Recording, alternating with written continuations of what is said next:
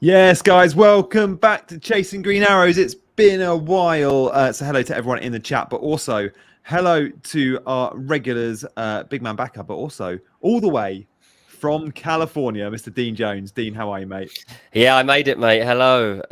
Good to be back. Sorry for missing a few shows. Turns out that I was a bit over ambitious in terms of being able to work right up until the day I was leaving, moving my entire life across the world. So yeah, it's taken a few more days to get sorted, but all going well, mate. California is a very nice place, and San Diego in particular is very nice. Everybody's just getting ready for the 4th of July celebrations. So yeah, it's going to be a fun couple of days, even ahead of watching England smash Switzerland. Oh, I look forward to talking about that. Big Man, how are you doing, mate? I'm thinking of time zone between you and Dean. Must be quite Oh extreme. wow, yeah. Yeah, hi, Johnny. Hi, Dean. Thanks for having me. Hello, welcome to all the listeners, viewers. It's actually 10:05 p.m. over here. So, yeah, almost 11 hours of time Yeah, difference? yeah, exactly. Yeah. Nearly that. Yeah, but like generally, it's fine. I'm up till late enjoying the football these days. So, kind of used to it because the Euros, the matches these days, they kick off around 12 a.m. my time. So, I'm used to it. It's very similar to the Champions League timings, actually. It's the same for Yeah. the Champions League as well. Yeah.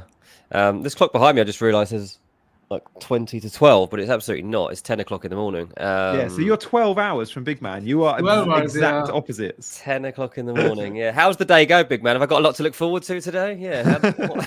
Anything good about You're from the future. Yeah. Maliki says, is Dean sad that he's going to be missing the general election? I guess you can still do a postal vote. I mean, look, there's some things I'm sad about missing. That's not one of the things that's been on my list. No. Yeah, I can imagine. Guys, I tell you what, let us know where in the world you are watching from. If you're watching this on catch up, drop a comment. If you're in the live chat, then do let us know where in the world you are. I'm interested to see. And Danish says, Morata to Gakpo. Now, that is going to be a very popular move this week. I have bought in Gakpo, and I'll tell you in today's show who I've bought him in for.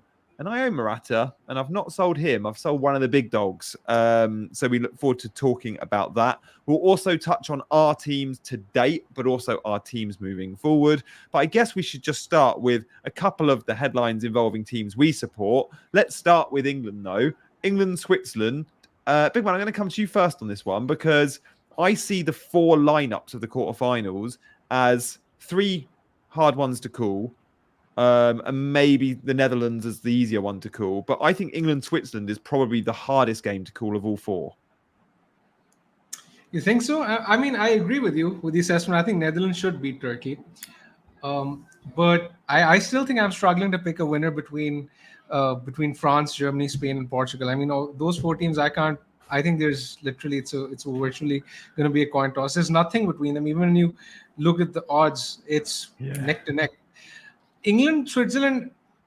I mean, England should win this game, but like England have been playing so poorly that it becomes trickier to call. Now, on paper, England should win it, but because of how they've been playing, I'm not really sure I'd be very confident in England as of now.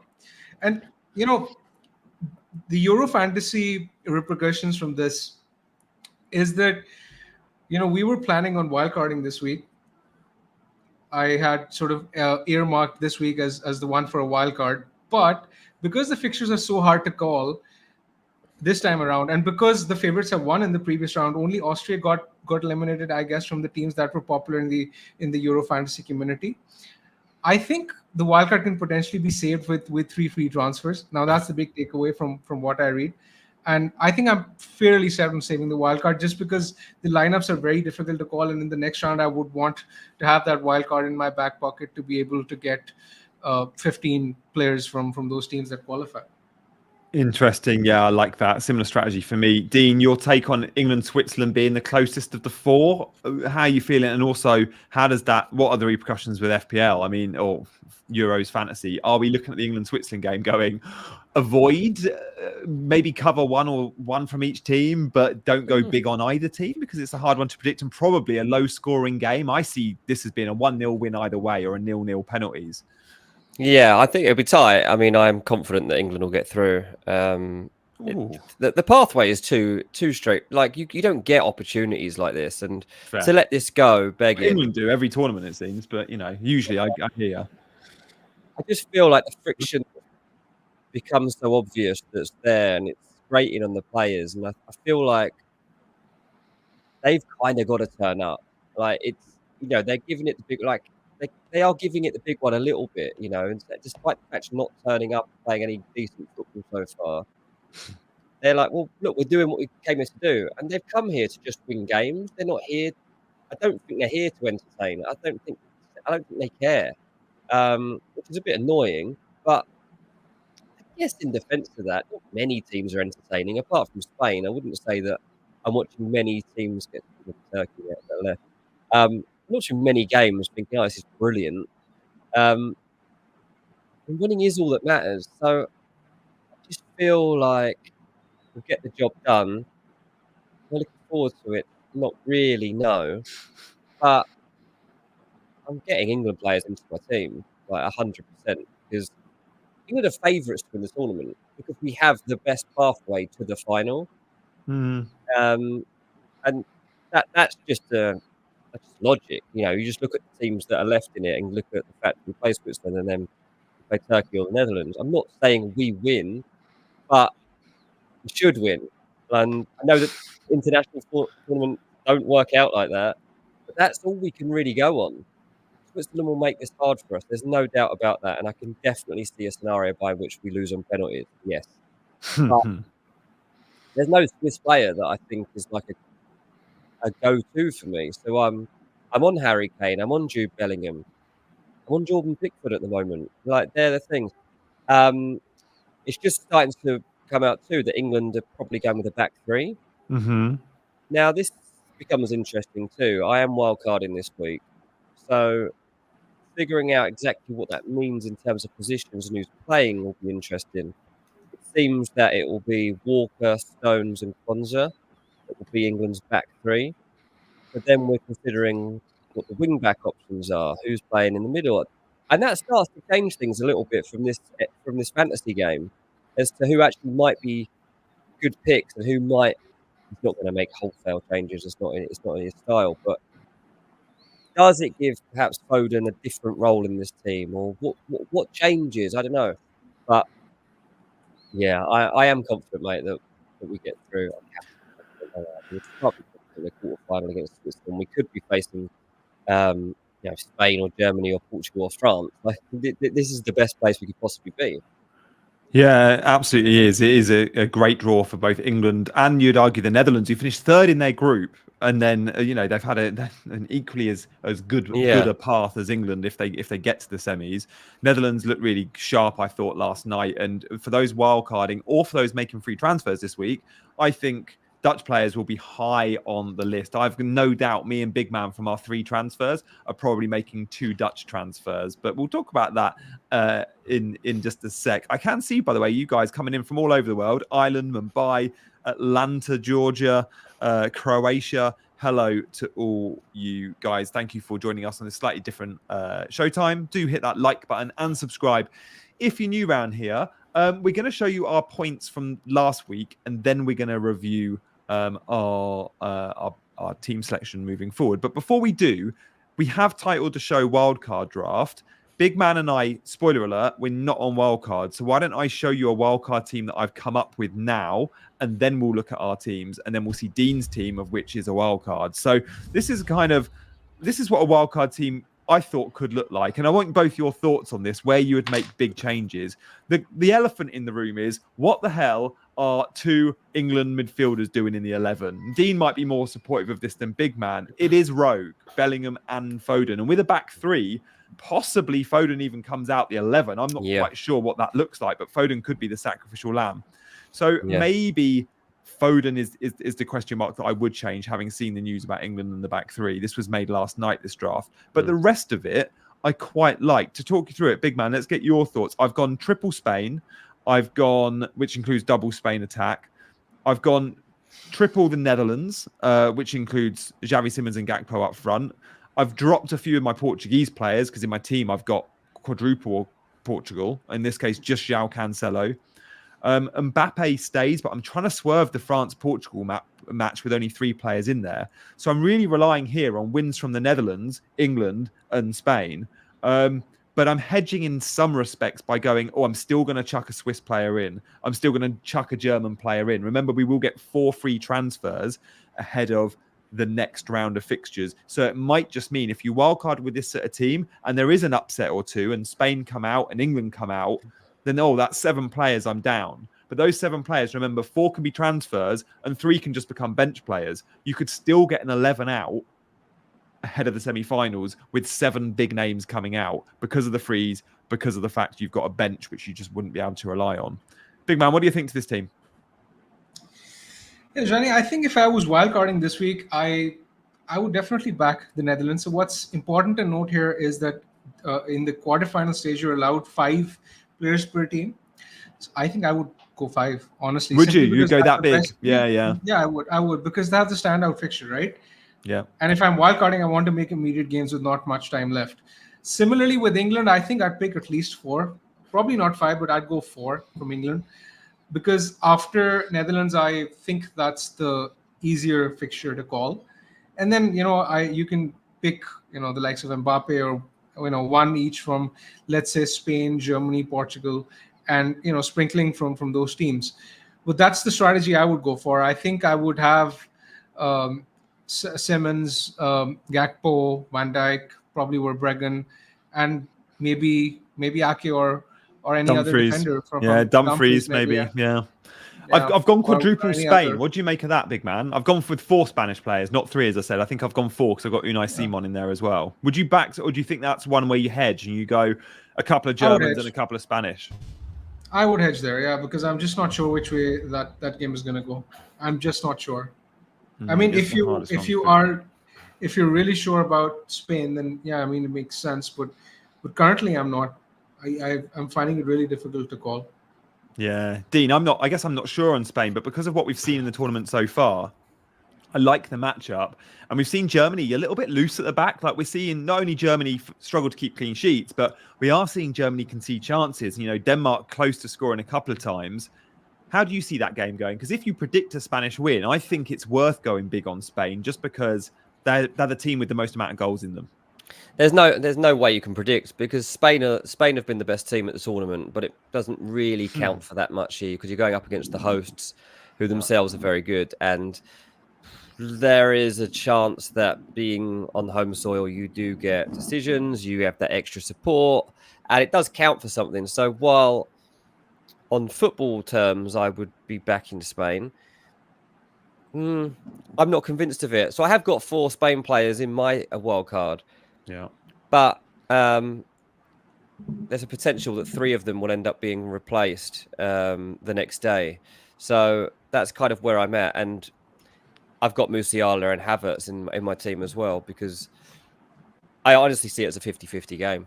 I'll be honest, I can't go too heavy on any team in these. Even everybody having this faith in Netherlands, they're one of the flakiest teams in international football. I do not trust the Netherlands to record a straightforward win over this Turkey team, who we can see have a lot of fun, incredible support. They're riding a wave at the moment, Turkey. And while you do expect the Netherlands to win, I wouldn't be bold enough to go with 5 of them because I could see it going wrong. They lost to Austria in the groups, worth noting. They finished 3rd in their group. But what we've seen with the Netherlands is they do clock high XG, and Turkey do concede high XG. Yeah. Look, I think it'll be a really good game, but yeah, I don't have complete belief that the Netherlands can get through. I mean, they're a little bit like England, aren't they? In the sense that they can. They're blow a fun things. version of England. They'll blow things up themselves, and it doesn't take much for a mistake or something to cost you your place at the tournament. And I also don't really trust them to finish their chances. I think Gakpo is obviously having a good tournament, but typically, I don't know. I just don't think they've got enough conviction about them. So I'll have at least 2 Dutch, probably 3. But yeah, in terms of going heavy on any team, I'm finding it difficult because I think pretty much every game Yeah, actually, every game can go either way. Like, there's not Mm. one game I'm looking at thinking they are nailed on to be into the semi-final. England would be my closest, but that's literally because I'm English. Like, there's nothing else to be said on that. Yeah, okay. Big man, I want to just talk to you about the defenders before we move on. In FPL, we pick defenders with upside at all times, and we would expect to see Teo Hernandez, João Cancelo, Denzel Dumfries, all those options, right? As I make teams in this game, I keep having to stop myself. And in here, I've still gone Cancelo and Teo Hernandez, but I keep having to stop myself by going, no, Gianni, who are the defenders picking up big points? They're the centre backs that are picking up the ball recoveries. Now, there is no Mark Gahey. He's top of the charts for many in many of the kind of the numbers. But Akanji, Lenormand, these are ball recovery beasts. And with that in mind, are you now picking centre backs over full backs? Yeah, exactly. I think that's an excellent point you make. And one of the things which Euro Fantasy where it differs from official FPL is the fact that generally in FPL you want to pick the attacking wing backs with more upside potential, the guys who can get you attacking returns instead of clean sheets. But here I think that can be balanced by the ball recoveries that the centre backs get. Yeah. For example, you mentioned Gahey. He's been an absolute monster when it comes to ball recoveries, right? So someone like a Konza this time around could be an excellent pick, and I completely agree. I think it's difficult. I mean, I agree with what Dean said that Netherlands are very, very flaky. I think. I mean, if you are on a wild card this week, how do you make gains? If you hedge, you still lose, right? But you sort of have to pick your poison, right? I would still rather back the Netherlands against Turkey rather than back, let's say, Spain versus Germany or vice versa. So you have to pick your poison in some way, especially if you've decided a wild card. This is one of the reasons why I don't like wild carding is because the fixtures are tough to call. So I think if anything, this is an argument against the wild card as opposed to for it, right? But yeah, I mean, defensively, I think Netherlands and England are probably the teams to go for. It was interesting to see that there was no Kane in your draft, Shani. I think I would go with Kane, Mbappe, and Gakpo if I was on a wild card this week. And you can probably get rid of Foden to fund it because I think Foden is sort of surplus to requirements, especially if you're switching to a back three. You can go with someone cheaper. I mean, there are plenty of options which are cheaper. Someone like a Fabian Ruiz or Rodri. I had Rodri actually last week, and I can see your team on screen now. 11 points from Rodri is massive. Yeah, he came in clutch for me. Yeah. I've had a good Euro fantasy so far. I mean, I'm 48k at the moment with 272 points, and it was a good week. Van Dijk captain rescued me. Again, I didn't have Musiala, so I needed a captaincy score, and I needed to put that on the board, and Van Dijk helped me with that. But overall, yeah, it's been going well. As you can see, Sabitzer is probably the only player that needs replacing in my team. I think I will sell Sabitzer for maybe Simons, and I think I'll get rid of Ronaldo as well because I really want a piece of the Dutch attack. So I think I'm definitely doubling up with Simons and Gakpo. But apart from that, I don't really see a transfer in my team that I absolutely have to make. I mean, what do you guys think? I mean, with that third transfer, I'd look at where do you guys think I should go? I'd go for a France defender, I think, just and probably drop one of your Spanish defenders. I think France have got a slightly better chance of a clean sheet than it's literally 1%.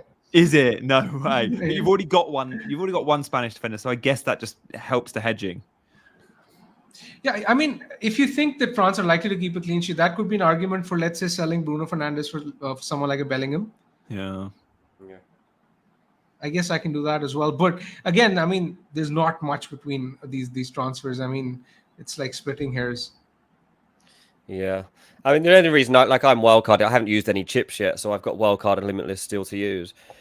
So I go with the wildcard this week, but I think I'm changing 6 players from my last team. And obviously that's because I've kind of accumulated them from not being able to change before. And I'd kept with like Georgia player and stuff. So I've had to make more changes than otherwise would have. But you can definitely get around this out the wildcard. But the other thing that I liked about having wildcard activated is I've already know that the wildcard team that I've picked at the moment isn't staying.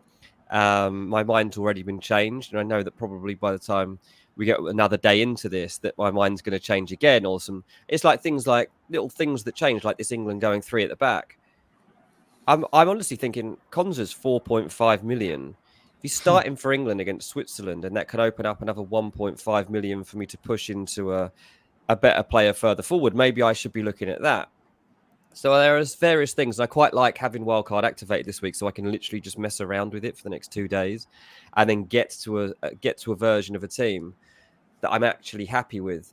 I got to say, like the fact that you haven't got a French defender just made me remember, like Jules Koundé for me has been an outstanding. So good. I've had him since the first week. You get the returns. recoveries and the assist threat from Koundé, which it. is pretty rare. Yeah, 9, 6, 4, and 11 are his returns. Loving a bit of Jules Koundé at this tournament. Yeah, he's been so good. He's actually had license to get forward as well, which I wasn't quite sure we'd see. I thought we'd see the whole back three with Theo Hernandez pushing on, and then actually Koundé making a back three with Dembele the option down the right. But Koundé still gets license to pass that halfway line. Big man, great rank, 48k, good spread of points. You're absolutely smashing it. Costa as well. You obviously didn't get his penalty shootout saves. It is worth noting you do get points in added time. That extra 30 minutes or extra time, you can accumulate points. We've seen Harry Kane's goal is on there at 6, but you don't get the penalty shootout points. So if your player takes or misses a pen, or your goalkeeper saves them or concedes them, it doesn't count. So those extra 30 minutes matter, but the shootout, of course, doesn't. I had all 3 Portugal players that took pens. Only 3 of them did. Ronaldo, Bernardo Silva, and Bruno Fernandes. And yeah, didn't get points, obviously for any of them. Gianni, it works both ways, though. If you have a defender or a goalkeeper, he ends up conceding in extra time, then those points get wiped as well. So that would be really, really rough. Yeah, that is. You're right. Poor scoring from me and rank. I've had a shocker. I've had an absolute stinker just in general. And I feel like at times I've been robbed with captaincy points. Like I've had Lukaku captain in the groups. I think I captained him in all 3 games of the groups. Like I just needed one big Lukaku haul, which we all know was so close. I had Ronaldo captain in the 3rd day of this match day 4. Fortunately, like Big Man, I had a Dutchie that I could just hang my hat on, and Verbruggen, who twice now has been my captain in the end, has come in for me. I didn't go Musiala in match day 1 for his 9 either. Of course, I went heart over head, and I just wanted an Italian player with the armband. So I captained Barella, as I said I would, on this stream with Big Man last week. But yeah, Nico Williams, we should probably talk about. Do you guys feel like he, going into match day 5, knowing Spain play on the first day, do you feel like Nico Williams should be the go-to captain on day 1 next week or for match day 5? Because I do. If you're picking a German, a Spanish, a French, or a Portuguese player, I'm definitely picking Spanish. If I'm picking Spanish, Big Man, I'm picking Nico Williams. I don't think it's a straightforward call, because I guess that's a day where you can go Mbappe as well. I think we'll see a big spread of captaincy on that day, with no team really looking like obvious favorites to win. I guess it comes down to a gut call. It really hasn't been a tournament where the forwards or the midfielders have delivered those hauls. I was actually reading a stat which said that approximately an average of 2.2 goals a game have been scored so far in the tournament, which is generally lower than average. And approximately we in the previous season of the Premier League, we got to see around 3 goals per game in the Premier League. So it's quite a different game that we're witnessing in the Euros. So I mean, I think there's even a case for captaining a defender, honestly, on the first day. I mean, I don't think it's completely mental or anything of that sort. I think I'll likely go Mbappe, but I mean, I think it's one where you can go different. Or maybe go for a differential, actually, because you will have the option of picking the more safer player on the second day. Yeah. Cool. Okay, let's park the captaincy call to the end of the show, because I do want to do a good 5 minutes on captaincy. We'll blitz through past my team to a guy that is above me in the ranks. And good afternoon to all those joining in the chat now, FPL Rowie, Aussie. Guys, do hit that notification bell, whether you're already subbed or not, because when we do these different time shows, we, of course, realise that you guys might not always be fully aware. But if you've got that notification set, you will know. And we schedule our streams a good few hours before we go live. So again, I think you get that notification when it's scheduled. Dean, let's have a look at your team. Yeah. Good rank, I think, from memory. It's okay. Yeah, not quite where it was. 250,000 odd. But it's fine. Obviously, I haven't used my chips yet, so bearing that in mind, someone just asked why I'm using Wildcard instead of Limitless. I mean, I don't really know. I didn't really. There's not really. There's not really. Have you hit the wildcard button? Yeah. You're committed? Yeah. With I guess will be that your team will revert back once you've used it. So it might be worth saving Limitless to the final, because if, for example, you use your Limitless in the semis, you'll then have your quarterfinal team back for the final, which will obviously be loads of eliminated players. But Limitless in the final, if there's two teams with expensive players, could be loads of fun. Well, that's kind of what I had in mind, to be honest. Like, I wasn't planning to use Limitless in the semis, and I thought, like, to have that up your sleeve, going to the last game, just being able to get all the best players playing in the final might be fun. And that's what we're playing this game for. So that was the only real. If I say there was any strategy behind it, which is not really, then that would be it. Is I quite fancied having the chip saved back for the final, but it's obviously gone reasonably well. There was one stage in the move where I forgot to make my subs, so there was one costly day or two that cost me some points, but beyond that, I have been pretty good at staying on top of all of this, and. Yeah, it was a good game week. I got 78 points last week, which was a good return. And Jamal Musiala, captain, nice and early. Yeah, he's done well for me. And as soon as that goes in, he gets to 18 points. I'm just sticking. Like, I'm not trying to get any more than that. The thing is, lads, like, there's not a player of the tournament so far. Who's the player of the tournament? Fabian Ruiz at Spain. Like, probably, yeah. I mean, it's really difficult to call. Yeah, Calafiori. Calafiori. I mean, and not just that, Dean. I mean, this is one of the rare tournaments where there isn't a clear favorite. I mean, you just mentioned earlier in the stream that when you look at the odds, England have the slight edge, but England haven't been playing very well. It doesn't seem that sort of a tournament. When you look at the World Cup or Euro historically, there's always one or two standout teams that are out there. This does not feel that kind of tournament, because there are 3, 4, 5 teams even who could all end up winning, and it's really difficult to call which way it's going to go. It is, yeah. I think you'd have to you assume the winner is coming from Spain, Germany, right? It's coming from the left-hand side of the draw. You would imagine like that's going to happen, but then I'm like, France haven't actually played that well yet. They can't score. But they also don't concede any goals, mate. That's so good defensively. As with Saliba in there now as well. One goal they've conceded, and it was a retaken penalty. Yeah. It shouldn't really be retaken. Like Lewandowski. Well, he stuttered, didn't he? I don't really like the fact he even got a second go at that. But that's the only goal that they've let in, and I'm like, okay, so this is a team that are letting nobody past them. They haven't gone through the gears properly yet, and Mbappe hasn't properly turned up yet. And that can happen in the blink of an eye. And they've been there and done it before, so they've got that experience. Which there's not many teams, like with England, for example. I don't think there's anyone out there that expects them to lift their levels from where they are now to put in one of the greatest performances we've ever seen. But with France, in that last game, there was like a 20-minute spell where they looked like the France we expected to turn up. And they can quickly go through the gears and elevate their levels. And so I think they're beatable. And I like it. If England had to play France in the final, I wouldn't think we had no hope. Don't get me wrong, I wouldn't be expecting to win. But like from what we've seen in this tournament, I wouldn't be like, oh, we've got absolutely no chance, because they're not playing that well. And you'd think, right, one goal could win you this game. If they get to a final, though, they would have probably played quite well. Exactly. Because they've got to, haven't they? Because the teams they've got to beat in the semis, they've got to play well. That's it. So they've got to play so well in the next 2 games to get to the final, and England don't. England don't have to play really that well to get to a final, and then you're suddenly in the final against a Spain or a Germany or France that has just had to play brilliantly to overcome their 2 opponents to get to where they are. Really feel like they deserve to be there, where we'd be like looking around a bit awkwardly thinking, how are we here? How have we managed this? Standard. And yeah, it's a very strange feel at the moment, the whole England thing, because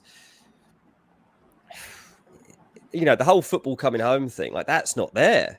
Like No. the arrogant streak, the fun streak, all of it's gone. Yeah, Like, you've got to look better than Slovenia and Slovakia to be able to chant that, and unfortunately, you haven't. none of us really feel like it's just really strange. In the past, we'd have taken wins like this. And fine, we'll win it. Boring England. We'll win every game 1-0. And we'd have loved it. We'd have loved to go through a tournament just winning by the odd goal, win a penalty shootout, just get that trophy. And to be honest, we should still be thinking like that because it's so long since we won a trophy. It shouldn't really matter right now how England get this done. And I think that's probably what Southgate's thinking. He's like, 95% of the country currently hate me.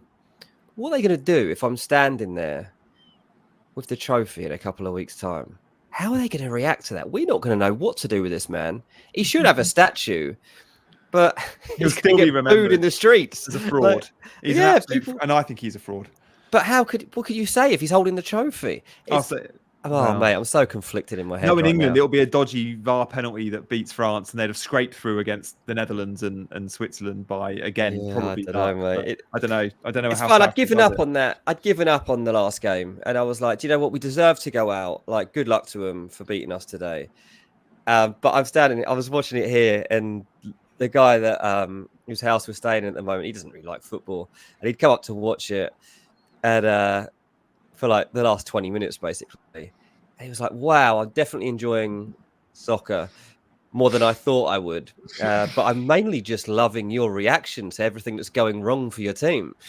And I'm just wanting to throw things. I'm like getting so angry. And obviously I've given up. And I'm like, what we're about to do here is like the worst tactic. Like, it's like child stuff. We're going to throw the ball as far as we can and hope that we can get it into the goal. I was like, that's what we've resorted to with one of the best teams we've ever seen. And then obviously 2 seconds later, I'm going absolutely mental, like jumping around the room. But just delaying the inevitable, probably, mate. Yeah, I hope so. It keeps that hope alive, but it also something. delays the inevitable. See, this is it. I mean, you raise an excellent point that England don't really have to play it at their 100%, yet they can make the final. But if any one of those 4 teams, Germany, Portugal, France, Spain, any one of those 4, if they make the finals, surely at that stage you'd think that they will have enough to beat England, right? You would think so. But in one game you can have that freak, that VAR call against you, or that freak goal out of nowhere, or that really high XG where it's not converted. The way we've played, there is no way we could overcome any of those teams. I'd like to think so. That you can't get away with it for this consistently throughout a whole tournament playing this badly, and because they will create too many chances, and we will be forced, and the pressure will be so strong that we'll make a mistake. Like we're not that good mentally to not make a mistake for 90 minutes. Just look at the other day when John Stones was doing his hair and someone passed him the ball, and then he nearly conceded. Like that, honestly, that was like comical stuff. If that had gone in, that was game over as well. But Big Tips has just said Bellingham thinks you England fans are whatever he says. He doesn't. He's obviously very, very annoyed with some of the reactions to the performances of this team. And that's fine for him to feel like that. The thing about that, ISG, is that Bellingham now has to take it upon himself to write the narrative, to prove that he's right and we're wrong, to show that this can work out. And what that means, I cannot leave Jude Bellingham out of my team for England playing against Switzerland in a quarterfinal. The guy who's like saying, what did he say about him? Of course, who else or whatever he said when he scored that goal. Like people are like, oh, I hate to see that. I love to see that. We've got an England player who actually is like Ronaldo or Eric Cantona. He's got the Real Madrid mentality. I love that. He's a winner. Like, write me off if you want, but I will be here and you leave me on this pitch because when that moment comes, I will take it. And Harry Kane, you have to leave on the pitch because he will take his chance. And we don't really have many players that you could rely on like that. I mean, Foden, obviously, we've seen you can't, and I think he probably should be left out of this next game. Cole Palmer, you have to play him. He won't start. Yeah, but like that is such a mistake if he doesn't, because it's all about mentality and players who think they deserve to be on that stage right there and then. Foden obviously thinks that too, but the performances just aren't there to back it up at the moment.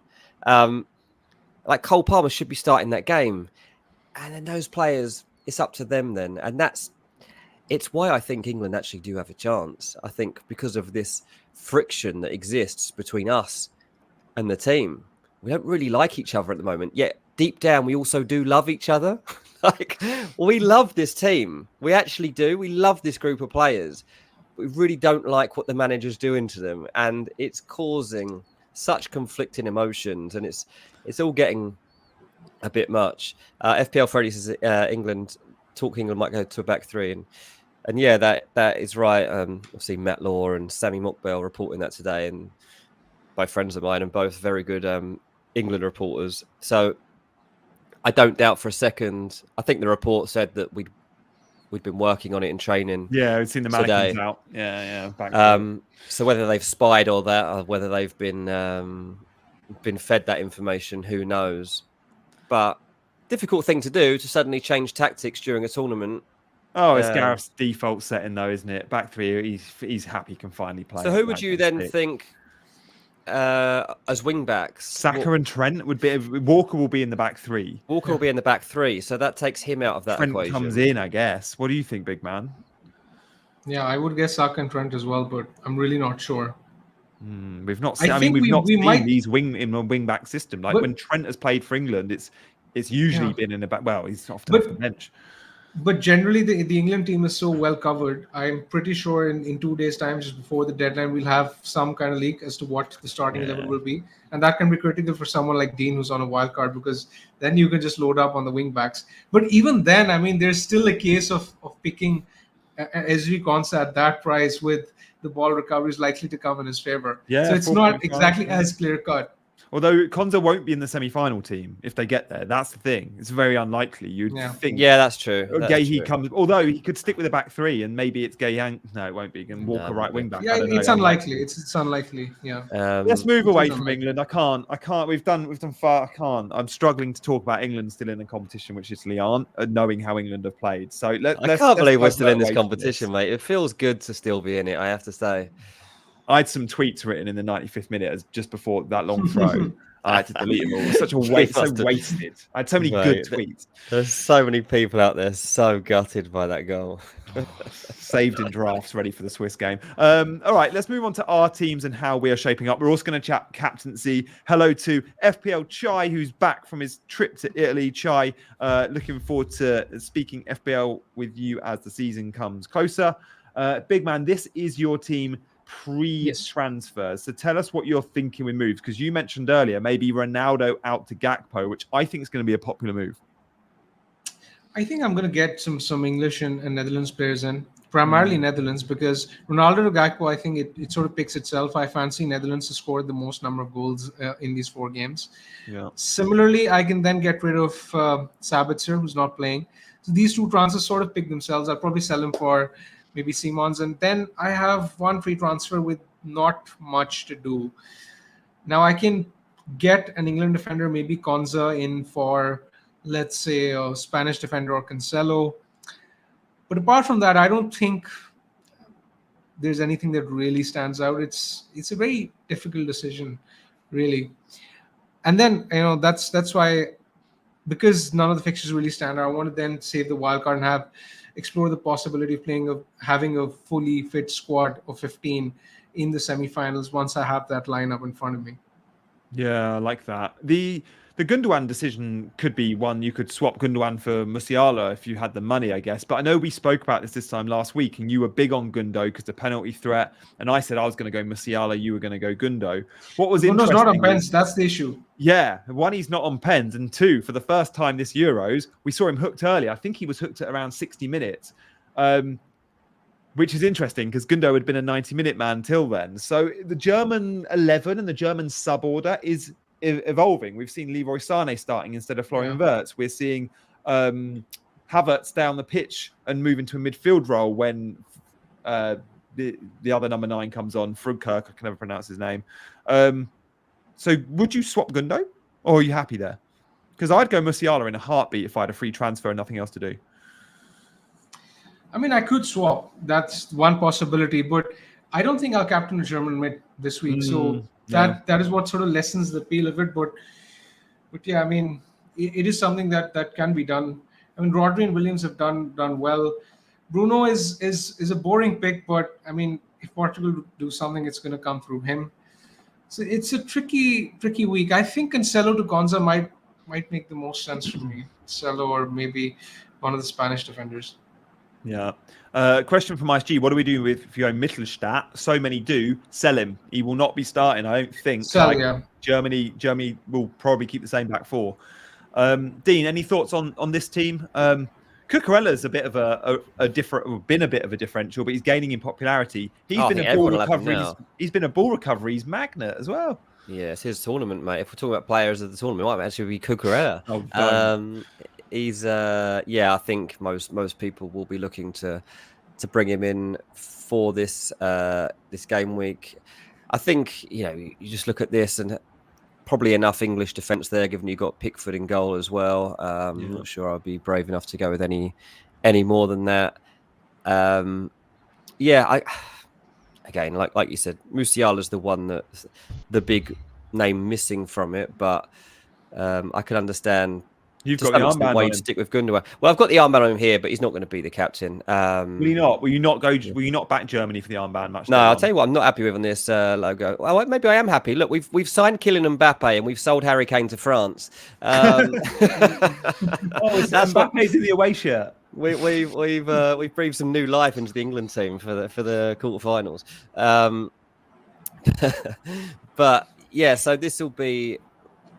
Let me just check actually on my app, see if anything I've actually changed. Yeah, so you've gone big on Spain there. You've got 5 Spanish players, which I love. Like you and I both back in Spain big then. Like, I've got the quadruple up. You've got the 5 Spanish players. Well, I've got 5 for the fact that they play on the first day, but all of them 4 of them could be replaced if things don't go to plan. But yeah, I think it was the big place that I went recruiting with my wildcard, really, was to get some more Spain in there. But I definitely don't envisage this being my team. And Teo Hernandez, I'm not sure that I'm sticking with that one. Quite like the double France defence, And I'm going to give it a try. But Portugal attack either, so you're just backing one team there. I was just backing it, and then if it doesn't work out, Nathan Ake will be coming in anyway for the Netherlands. And up front, look, Havertz, if he's in this team, I'm tempted to give him the armband. That's a very ballsy call. I'm just tempted to do it for something different because he's on pens. Yeah, but out of the 4 teams that are playing on the first day, Dean, which team do you expect to win most comfortably? Let me put it that way, because your captain, I assume, will come from that team. Yeah, and you've got 5 Spanish players, so you are back in Spain. Yeah, I'm backing Spain, but none of them with the armband because I don't know who out of those 5 I'd like. They don't have an obvious goal scorer for me. I don't know where Spain's goals will actually come from. So in terms of captaincy, it's Havertz, Mbappe, or Musiala. And then if that doesn't work out, then it goes on to Bellingham or Kane in day 2. But Dean, you don't have Yamal in your team. Talk to me about that. 6.5 million forward. He is listed as a forward. Nico Williams is a midfielder, which makes him more attractive. He's a forward, and I don't know how I fit. If I'm going to bring in a forward, it's going to be Cody Gakpo. And even that, which I know I should have him because they're playing Turkey and he's playing really well. Yeah. So Cody Gakpo is the one that I feel like I'm missing. Do need more Netherlands, I think. I love him, but I agree. My big miss here is a third Dutch player, and Cody Gakpo is just it just feels wrong that he's not in here. But I've just said I might captain Havertz or Mbappe. If I'm bringing in Gakpo, I'm taking one of them out of my team completely. Any interest in Memphis? No, I just don't trust. I talk about Netherlands being flaky. I mean, he's the captain of the flakies for me. Memphis Depay. I just can't. I can't get my head around Memphis Depay in any sense.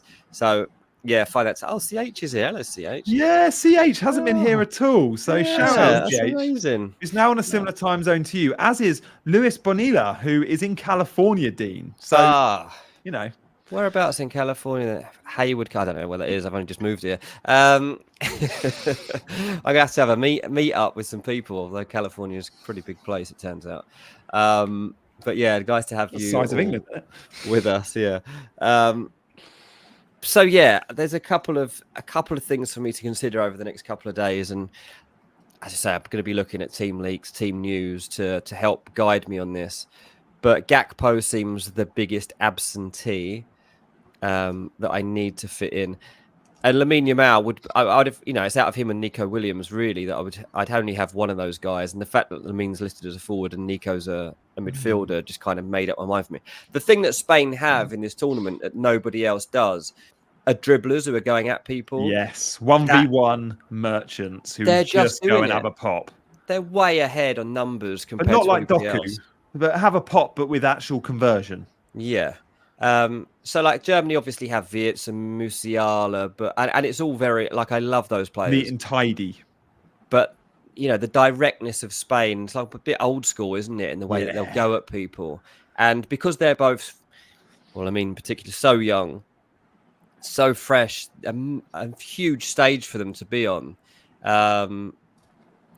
That's what's special about both of them. I love Nico Williams. I've watched him for a while now at Athletic Club, and interested to see where he ends up. Like, they might even end up on the same team soon if Nico ends up joining Barcelona, but we'll have to wait to see. CH, has Dean moved? Yes, I have, CH. I'm now in San Diego.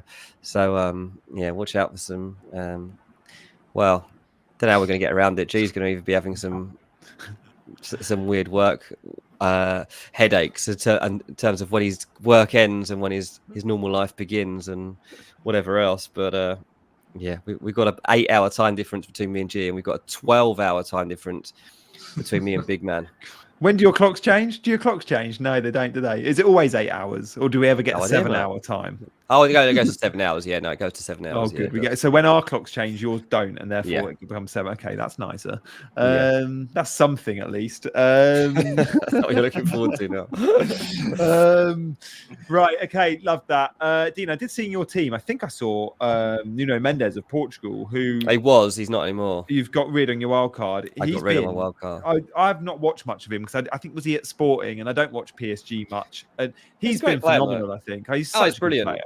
I'm just not backing Portugal in this fixture. Do you know what? If the thing is Ronaldo holding back this team? I think he is, and I think we talked about this on Ranks yesterday. The problem that Portugal have got at the moment with Ronaldo, and this isn't necessarily even his fault, but whenever they're in trouble, whenever it isn't working for them, they're just resorting to where is he? And they're lumping balls towards him. They're relying on him to come up with the moment. And they don't need to be doing that anymore. Portugal is so much better than that. And there are times when it would be better off not to have Ronaldo on the pitch so that they could use the guile of other players to actually make that breakthrough. And I'm just concerned that the Ronaldo factor is actually going to go against them. We'll see, because obviously he's still got the ability to just win a game by himself.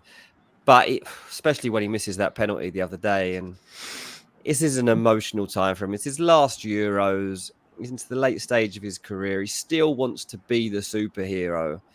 He can't always be that man, can he? And every dog has his day. Yeah, we'll see. But I just don't want to back any Portugal players in this round. Yeah, I hear you there. I like the fact you're going fairly heavy and not hedging too much, which is risky because obviously you're going to be without wild card, but you will have 4 free transfers. You will have your bench if it's exactly. Playing. I mean, that's the problem I've got. If I've got 5 Spain players in here now and they go out, not ideal. They're not going out. All right, let's have a look at my team. I'm also big on Spain here. I can't believe the bookies have it so close. Like, yes, I know Germany got home advantage, but Spain for me, head and shoulders above. I think they win that football match. I'm not saying it's going to be comfortable, of course not, but might actually put a little bit of money on that one. So I'm just thinking of my Spanish players. Yeah, okay. So I have got the 4 still. Morata still in the team. Obviously, if I was on wildcard, he'd be coming out. But Morata does live to fight another day. My transfers, I've already made them. I've made 3 transfers. I've brought in 3 Dutchies, Dumfries. Again, over the ball recoveries of a Van Dijk, I've just gone, oh, I'm still playing FPL. So Dumfries is coming, Gakpo and Xavi Simons. I'm so far gone now. I'm just sticking to my guns.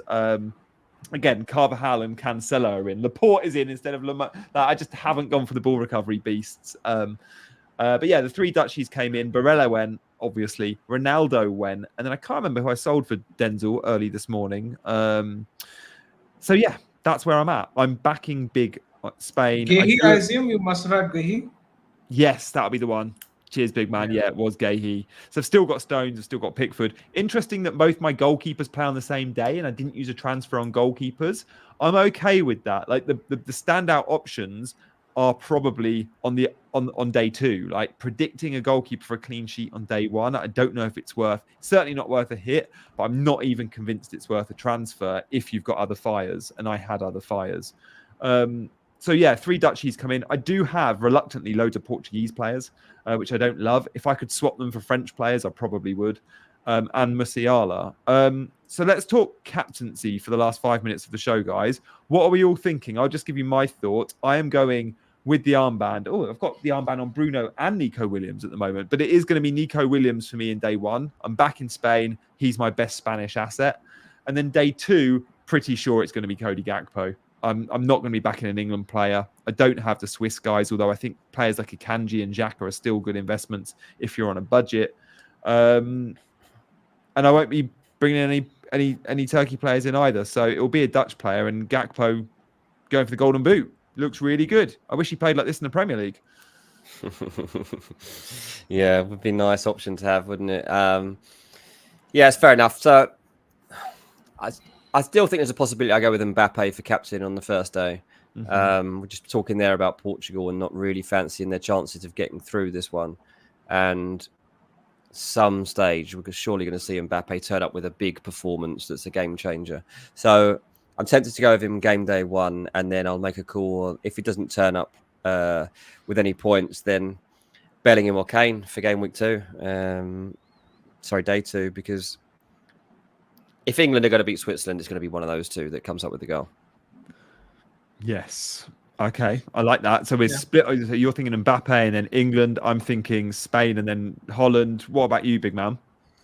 Yeah, I think I'm going to go with the Mbappe on day 1 and then probably Gakpo on day 2. That's what I'm thinking. Yeah. But I'm not convinced about the first day, but might as well back the talisman because the games are so similar. At least I know that France have this clear talisman. And I guess that they would beat Portugal simply because the reasons Dean has mentioned earlier. I don't think Portugal exactly are a well-functioning team. I guess you can argue the same for France, but at least I know if France do something, it will come through Mbappe. Yeah, I think you're right. It must be noted that Mbappe has been the conversion's not been there, but he hasn't been playing poorly. The team haven't been functioning great, but he's still been clocking chances. And I know before the last match day, he had accumulated more XG than the entire England team combined. And he missed match day 2. That was just true. Match day. You know, in England's 3 games versus Mbappe's 2 in the groups, Mbappe accumulated more XG than the entire England team. So not a bad captaincy shout, of course, still. I don't mind that. I'm going Nico Williams just for the fact that I don't think many others will. Yeah, I think you're right. Yeah, I won't. I think quite a few might go Yamal if they own him. And for me, Nico Williams is just as good a pick. Guys, there are a fair few of you in the chat that haven't hit that like button. So if you are watching and want to support the channel, then likes and subscribes are welcome. Big man, any final thoughts from you with regards to transfers, big decisions to make? Are you going to be waiting to the deadline, looking ahead to the semi-finals? You're going to be using your wildcard, I guess. Yes, I'll be using the wildcard in the semi-finals. And yeah, I'll be waiting till the deadline for lineups before I make the transfers. But I was actually surprised to see you already moved early. I was actually curious to ask, why have you moved early? With your 3 transfers? I've just decided I'm playing like a casual. Like I'm picking fullbacks. I'm making my moves early. I'm going Barella captain. I lost interest is the wrong word. I'm still really interested in the game. It's more I lost the fear of, oh no, I'm not going to have a good rank. I'm not going to have a good rank anyway unless I play really differently. So it's quite nice. I'm playing this probably like I used to play FPL 10 years ago. It's just quite nice. When Someone's just asked when, CH says, speaking of FPL, when does it launch again this year? You think it possibly next week, don't you, Ju? Yeah, I think so. Big man, what's your take there? Like, we're going to get a couple of days of teasing from FPL, official Twitter. That's what they always do. So we could even get some teasers tomorrow or Friday, if not maybe teasing on Monday. What do you think? Yeah, I think we might hear something next week. I don't think it'll be this week. Yeah. Yeah. I mean, next week, Monday, is a day with no Euros, no Euros exactly. games. That's So a I good point. wonder if they start teasing it and then by the end of the week it's out. I don't know. It's a hard one to predict, but the last couple of seasons, I think it's been around the 8th of July. So by the end of next week, if it's not out, I think I'd be fairly surprised. Are you ready for it? Do you feel ready for it? I don't know. It's weird, isn't it? It feels weird that it's about to come out. Yeah, usually I don't know if I want to see it yet. Well, usually by this point, I'd be making videos about player price predictions at this point if it wasn't for the Euros. But because the Euros does exist, it's very different. And I guess my head's also in the Euros game. It's also the fact that this year the season is starting 1 or 2 weeks later than usual. So I guess that's what might lead to a delay. True. Yeah. So if it's not next week, I'm almost certain it will be the week after. But that does mean it's going to drop before the Euros is over. I think. Like I can't see a world in which they go, oh, I'm waiting till the 15th or whatever. That's just not enough time for them to really maximize the sign-ups, which is so important to them. Yeah. It's a hard one because the best thing they could probably do in terms of PR, or like in terms of getting everyone excited to do it the day after the Euros ends, like here we go, and just have a massive play on it that day to get everybody buzzing. But you're right, like that's not quite how it works in terms of just getting all the teams registered. Yeah. What do you think, big man? Because for me, if I was in charge, I'd go day after the Euros, but it's never been that late, is it?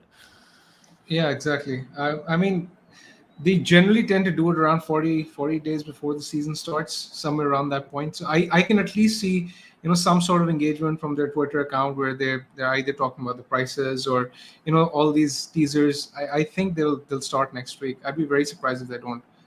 Yeah. Can't remember if it was last season or the season before. Loads of the teasers, rather than coming from the official account, came from the clubs, and it was a club tweeting every hour, pretty much. So it was like, it's been the case. It's been the case for 2 seasons now. Has it? I like that because some of the clubs get it wrong and forget to tweet, or they tweet like more than 4 players or whatever. So yeah, I think that's interesting. Relying on the club hasn't always been super smooth. Yeah. So good stuff. All right, guys, thank you so much. We will be here bringing you FPL content as soon as it's live. Like, expect probably a show from us in the first week of it being live. When that is, though, we still don't know. And trust me, I've tried finding. I've asked all the people I could, and everyone's lips are being very well sealed there. So yeah, make sure you're following all of us on Twitter and CGA, because no doubt when it is live, we'll be talking about it. But for now, our focus is the Euros. Good luck in match day 5. We're struggling to predict these games, and no doubt our show in a couple of days' time ahead of the semi-finals, when me and Big Man are both on Wildcard, will be loads and loads of fun. So, guys, thank you for joining me, Dean. Good luck with the transition and the rest of your move in San Diego the next few days. And Big Man, good luck with your rank. Go get a good one. A top 10K could be on the cards. 48K. Thanks very much, mate. Guys in the chat, my last thank you is to all of you. CH, lovely to see you again. Maliki, FPL Copycat, Freddie, Lewis, all in the chat. Thanks for watching for the entire hour. If you are just joining, go back and watch the last hour. And on your way out, don't forget 2 things. You hit those buttons, like and subscribe. Thank you, guys. For now, we'll see you next time. He's been Dean. He's been Big Man. I've been Janny, and we've all been chasing green arrows.